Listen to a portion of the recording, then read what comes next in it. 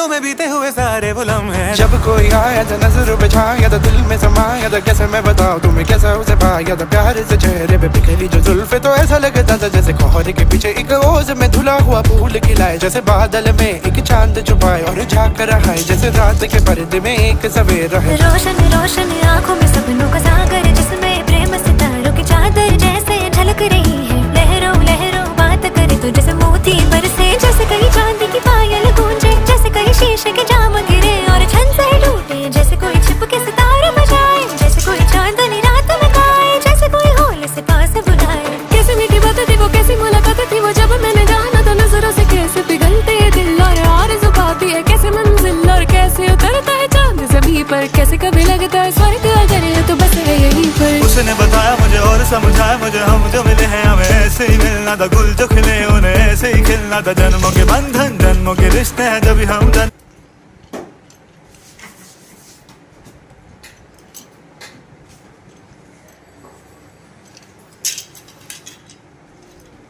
हाथ दब दिया।